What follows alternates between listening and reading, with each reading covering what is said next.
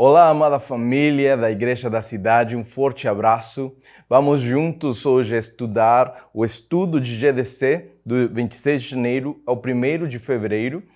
Mas antes de entrarmos no estudo, eu quero ler contigo um pouco do nosso devocional desse dia. Vamos lá, segunda-feira, 27 de janeiro, diz o seguinte: promessa de segurança em meio às tempestades. Isaías 43, versículo 2 diz: quando você atravessar as águas, eu estarei com você, e quando você atravessar os rios, eles não o cobrirão. Quando você andar através do fogo, você não se queimará. As chamas não o deixarão em brasas. Olha que promessa tão linda e tão poderosa que estamos lembrando hoje no nosso devocional. Diz uma parte do devocional: Satanás tentará nos fazer acreditar que estamos sozinhos, mas a promessa do Pai de estar sempre conosco nunca falha. Então, cultive a prática de reconhecer e sentir a presença de Deus em todos os momentos, principalmente em situações difíceis. Então, que independentemente do que você esteja acontecendo hoje, o que você esteja vivenciando e vivendo hoje, você possa lembrar dessa promessa do nosso Senhor, que Ele te protege, que Ele está contigo e que nunca vai te deixar. Amém? Você crê e recebe essa promessa? Amém. Vamos então agora entrar no estudo dessa semana. Estamos no tema da carta de Paulo a Filemon, uma carta que não é muito grande, porém é bem profunda e podemos aprender muitos princípios que Deus quer nos ensinar para a nossa vida diária. E o tema está sobre relacionamentos transformados. Como nossos relacionamentos devem ser transformados a partir da transformação que temos experimentado em Cristo. Filemon capítulo 1, versículo 16 diz o seguinte: não mais como escravo, mas muito além de escravo, como irmão amado. Ele é para mim um irmão muito amado, mas para você ainda mais, tanto como homem quanto como irmão no Senhor. A carta de Paulo para Filemon traz um exemplo incrível de como o Evangelho transforma os relacionamentos, transforma as pessoas. E no contexto do Império Romano, aqui onde Paulo está escrevendo, a prática da escravidão era algo muito comum. Existiam muitos escravos nessa realidade. E aqui Paulo está trazendo um chamado ou um convite bem ousado de amar as pessoas que têm recebido o Evangelho, amá-las como irmãos sem importar, amá-las como irmãos sem importar o passado, sem importar o contexto social, sem importar o que tenham vivido anteriormente. Então, isto, na realidade em que está falando Paulo, realmente era algo muito desafiador. E aqui Paulo enfrentou um desafio espiritual especificamente para Filemon, porque está falando aqui de Onésimo. Onésimo, ele se torna discípulo e servidor de Paulo, porque Onésimo era escravo de Filemon, mas Onésimo fuge, escapa. E nessa situação de fugir e escapar, ele termina conhecendo e encontrando a Paulo, e com o passar do tempo, Paulo termina entendendo e usando muito do serviço de Onésimo, ao ponto que ele envia essa carta para Filemon, recomendando essa questão de Onésimo. Obviamente, desde a perspectiva de Onésimo, ele estava com medo de voltar para Filemon, porque o que ele fez dentro da lei da lei daquela época estava errado. Agora, Filemon tinha também, dentro da lei daquela época, uma maneira de punir esse ato desse escravo, que era, às vezes, punição física ou, inclusive, poderia custar a vida de Onésimo. Naquele contexto, isso era muito comum. Então, a carta de Filemon, embora seja breve, ela oferece lições muito profundas às nossas vidas hoje em dia. Porque Paulo vem e aborda esse tema e diz: eu te recomendo que você trate Onésimo como um irmão em Cristo. E ele compara: se para mim é irmão, para você ainda mais. Então, Paulo não obriga a Filemão, mas ele traz um conselho, uma palavra pastoral, uma lembrança do que o Evangelho transforma, o que o Evangelho faz nas nossas vidas. Então, se nós não vigiarmos diariamente, podemos nos tornar escravos de mágoas, podemos nos tornar escravos de ressentimentos, podemos estar vivendo de uma maneira muito orgulhosa por questões que passaram no passado e que ainda estão afetando a nossa vida, nossos relacionamentos com nossa própria família, na igreja, na sociedade, com as pessoas ao redor, alguém no trabalho. Então, se não tomarmos cuidado, isto termina nos afetando.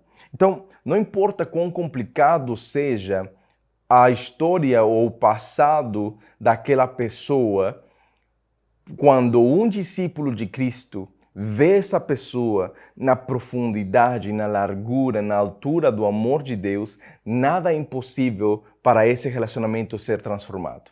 Deus pode fazer todas as outras coisas. Então, vamos ver alguns pontos que aprendemos na carta de Filemão que Paulo está escrevendo. Paulo nos ensina que, primeiro, precisamos confiar nos tempos e processos de Deus. Filemão 1,15 diz o seguinte: talvez ele tenha sido separado de você por algum tempo para que você o tivesse de volta para sempre. Paulo aponta a separação de Onésimo de Filemão, embora que tenha sido dolorosa e trouxesse estes desafios dos quais estamos falando aqui, desde uma perspectiva um pouco mais ampla. E ele explica, pode ser que não foi só por acaso que isso aconteceu, mas Deus permitiu que isso acontecesse ou que se tornasse para bem. Sabemos que Deus torna todas as coisas para bem para aqueles que o amam, como está ali em Romanos capítulo 8, versículo 28. Então, Paulo traz esta perspectiva da leitura dos tempos e da vontade de Deus sobre a vida de Onésimo e sobre a vida de Filemão, e ele explica que precisa ou convida a Filemão a olhar desde essa perspectiva. O pedido de paciência e discernimento para confiar no tempo de Deus não foi não somente para Filemão, também é para nós hoje. Como que você está percebendo aquilo que Deus está fazendo nos seus relacionamentos? Que a mão de Deus tem começado a transformar e mudar e tocar e apontar sobre você com coisas que aconteceram talvez no passado e que hoje ainda estão carregando algum peso no seu coração, na sua mente e nos seus relacionamentos. Então, algumas perguntas.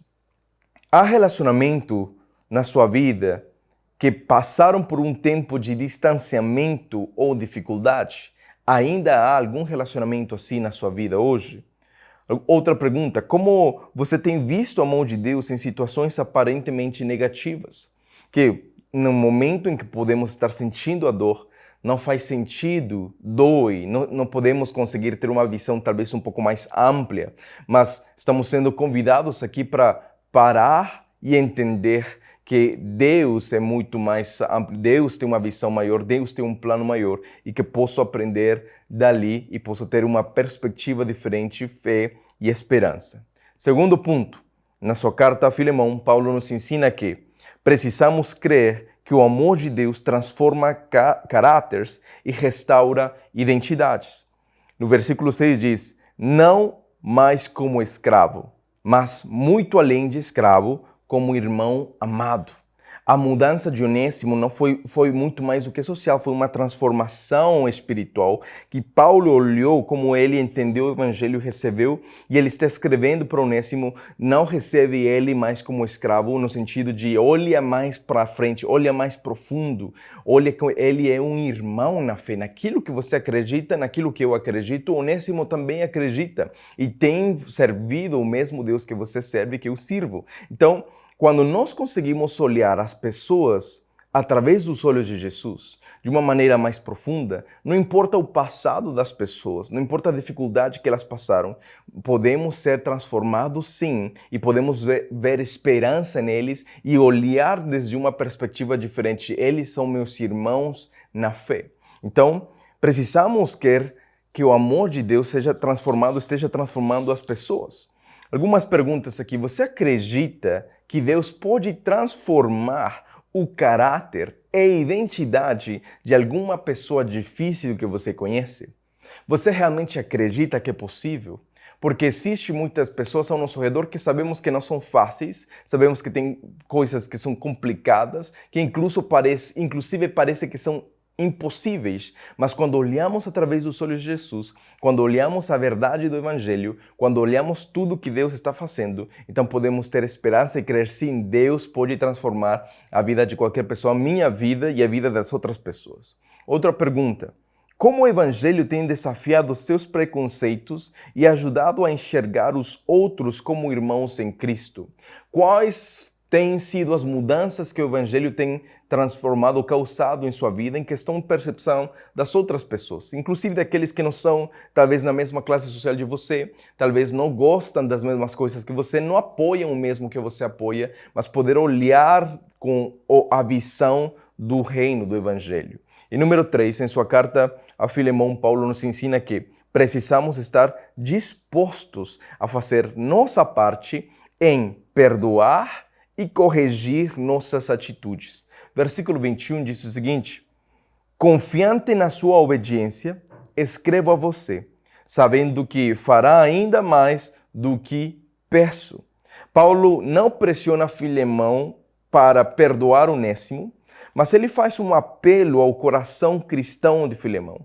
E ele expressa a confiança, ele expressa o amor que ele tem para Filemão e a confiança que tem em Filemão de que fará muito além daquilo que Paulo está falando. Por quê? Porque está abordando ou tocando o coração cristão de Filemão, o coração que crê no Evangelho, o coração que foi transformado já e tocado já pelo Espírito Santo. Então, Paulo pede para perdoar Onésimo pelo que ele fez. Então, perdoar é algo que nós precisamos fazer a nossa parte. Escolher perdoar porque temos sido perdoados, escolher amar porque temos sido amados, escolher dar mais uma oportunidade porque temos recebido muitas oportunidades também. Então, perdoar é dar a outra face, como vemos em Romanos capítulo 12, versículo 17 e 18. É entender que o que alguém sente por mim não precisa ou não necessariamente precisa me afetar, é minha eleição. Também perdoar é colocar de lado a justiça em favor da misericórdia.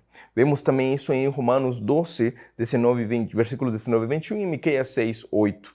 Também perdoar é optar pelo bem do outro, mesmo que essa pessoa não a mereça.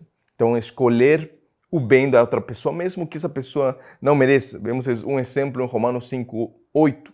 E será que existe alguém que você precise perdoar? Alguém que você precise liberar perdão hoje em dia na sua vida? Será que você está querendo viver o 2025 ainda com esse peso, ainda com essa mágoa no seu coração? Ou você pode escolher perdoar ou pedir perdão também para essa pessoa? Outra pergunta: que atitudes nos seus relacionamentos precisam ser aperfeiçoados à luz do Evangelho? Quais são as atitudes que o Espírito Santo começou a mudar e a tocar, a incomodar, para que você se torne mais uma luz do Evangelho no mundo e nos seus relacionamentos? Então, como conclusão, Romanos 15, 7 diz: portanto, aceitem uns aos outros da mesma forma que Cristo os aceitou, a fim de que vocês deem glória a Deus. Reflita sobre como você tem tratado aqueles ao seu redor. Como você tem se envolvido e relacionado com as pessoas que são diferentes, que estão no seu GDC, que estão no seu bairro, que estão no seu trabalho. E comprometa-se a confiar nos tempos de Deus e comprometa-se a confiar no poder da transformação do Evangelho e o trabalho do Espírito Santo na tua própria vida e na vida das pessoas. Para a aplicação, disponha-se a encorajar e discipular alguém que está passando por algum momento parecido, similar a este que estamos lendo, por momentos difíceis, por momentos de temor, por momentos onde não vem esperança. Então, se disponha para discipular, para cuidar, para encorajar esse tipo de pessoas. E para indicação, tem uma playlist da Igreja da Cidade online de relacionamento, a chave para fazer discípulos. Então, está muito boa, te recomendo para você assistir, ouvir e poder ver ali.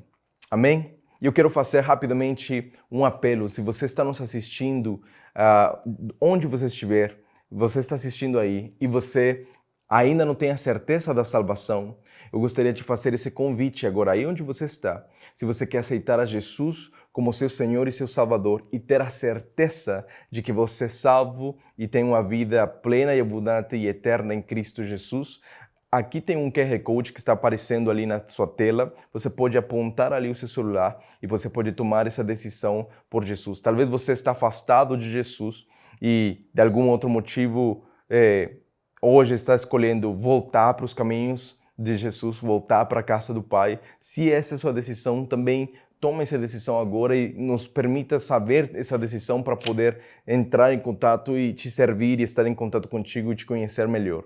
Ou talvez você ainda não se batizou e quer tomar a decisão do batismo. Também, por favor, tome essa decisão. Demonstre para o mundo ao seu redor que você agora é discípulo de Cristo e que vive para Ele no mundo físico, mas também no mundo espiritual. Você poderá tomar essa decisão. Então, nos deixe saber da sua decisão. Aponte o celular ali no QR Code e nós queremos entrar em contato, te conhecer e orar por você. Também, se você está assistindo esse estudo e não faz parte de um GDC, também temos diferentes maneiras de você se conectar a um GDC mais próximo de você, onde você se encontre, ou em alguma igreja da cidade que esteja próxima de você. Você pode também ter informações através desse link ou um QR Code que vai estar aí disponível para você. Eu gostaria de orar por você, pela sua vida, e que essa palavra gere muitos frutos nos nossos corações.